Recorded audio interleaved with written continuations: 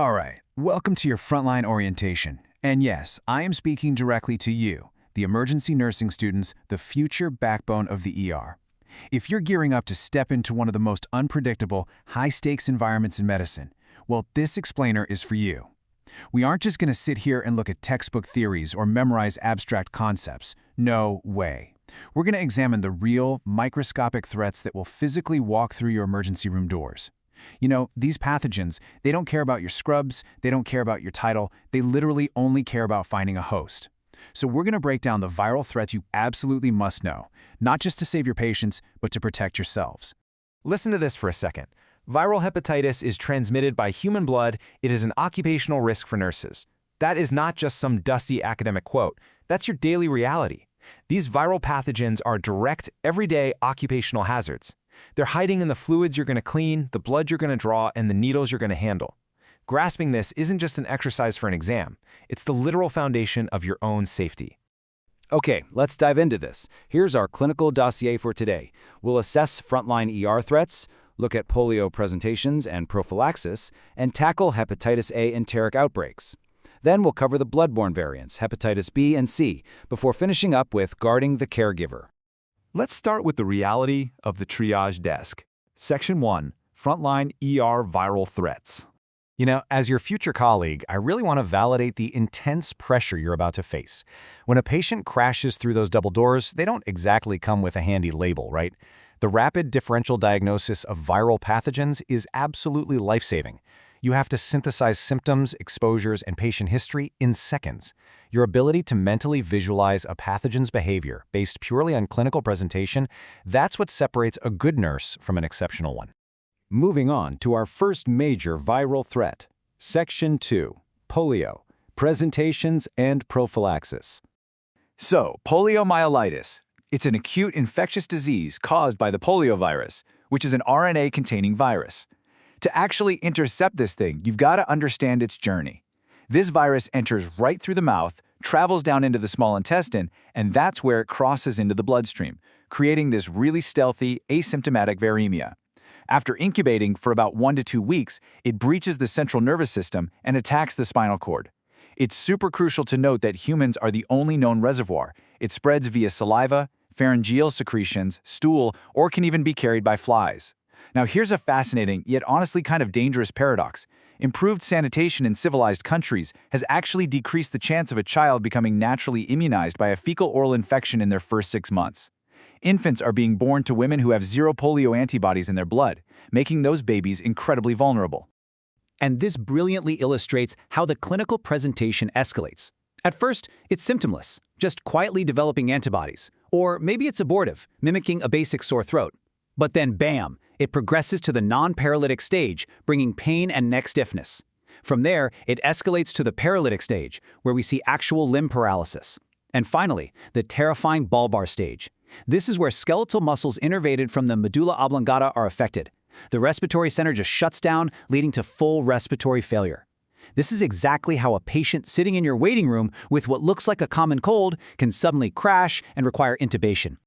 So, I want to give you a mental shortcut right now to use on the floor. When you're assessing patients, beware that common non-paralytic or abortive presentation acquired through the oral respiratory route.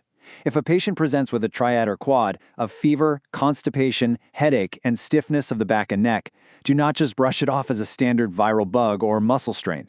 Your differential diagnosis radar needs to be pinging hard for early-stage poliomyelitis before that viremia has a chance to progress to paralysis.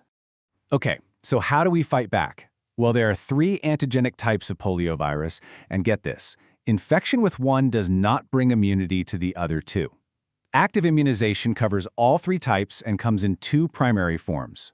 You've got the Salk vaccine, which is an inactivated virus using formalin given intramuscularly in 3 injections.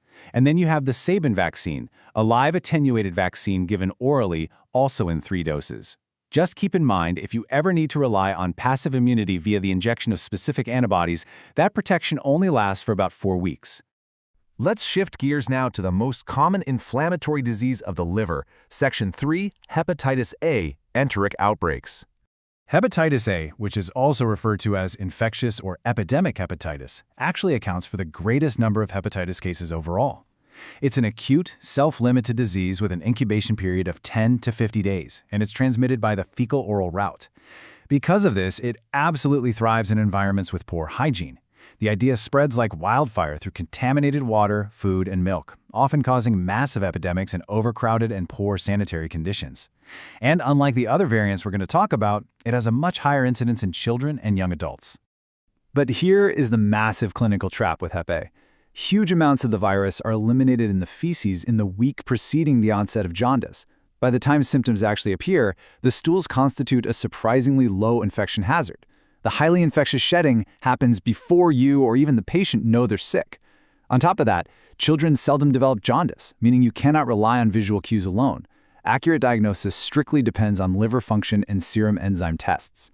Now, the good news here is that while it ranges from asymptomatic all the way to requiring hospital care, it does not usually lead to a chronic or carrier state. While there's no vaccine available, we use immune serum globulin, or ISG, to provide short-term passive immunity. We frequently give ISG to travelers, doctors, and, nurses like you. Now we're moving into some darker, more insidious territory. Section 4. Hepatitis B and C. Bloodborne. Let's look at hepatitis B, which used to be called homologous serum hepatitis. Unlike the RNA-based polio we talked about earlier, this is a DNA core virus with a protective protein coat and, it behaves very differently. It's much more common in adults than in kids. Its incubation period is incredibly long. We're talking anywhere from 6 weeks up to 6 months, and it has a really insidious onset. And unlike Hep A, hepatitis B absolutely can persist. It can become chronic or produce a dangerous carrier state where the person is completely asymptomatic but is actively harboring and shedding the virus. I really need your total focus on this next point. The principal node of transmission here is the injection of infected blood and blood products. This is why it's so rampant among intravenous drug users. But for you, this is a severe occupational hazard. Needle stick injuries transmit hepatitis B directly to healthcare workers. The mechanism is literally identical to HIV infection. You can contract it through intimate contact with carriers, and the virus is present in saliva, semen, vaginal secretions, and blood. When you're rushing to start an IV on a crashing trauma patient, your needle hygiene is a literal life-or-death practice. One slip of a sharp can alter your life forever. Which brings us to our final category of hepatitis, non-A, non-B hepatitis. This includes hepatitis C. These are hepatotropic viruses that cause syndromes really similar to A and B, but they're diagnosed primarily just by excluding the presence of HAV and HBV. It's a really elusive category. It basically has two faces. One form is spread in water supplies contaminated by sewage, heavily resembling hepatitis A. The other form is bloodborne, acting more like hepatitis B, and is transmitted by blood products like factor VIII and IX, which puts hemophiliac patients at a special risk. And while it appears to be primarily bloodborne, sexual contact can also be a mode of transmission, and that sneaky incubation period drags out anywhere from 2 to 5 months. We've covered the pathology. We've covered the presentations. Let's talk about you. Section 5. Guarding the caregiver. Now, what's really interesting about this breakdown is that it acts as your ultimate high-stress, rapid differential tool. If you've got a child with a 30-day incubation, acute symptoms, and a history of poor sanitation exposure, boom, you're thinking Hep A, fecal-oral route. If you're treating an adult IV drug user, or God forbid a fellow nurse with a needle stick injury from 3 months ago who's showing insidious liver failure, you are immediately thinking Hep B, blood and fluids, high risk of a chronic carrier state. And if you have a hemophiliac patient presenting with liver issues 4 months post-transfusion, your mind needs to jump straight to non-A, non-B.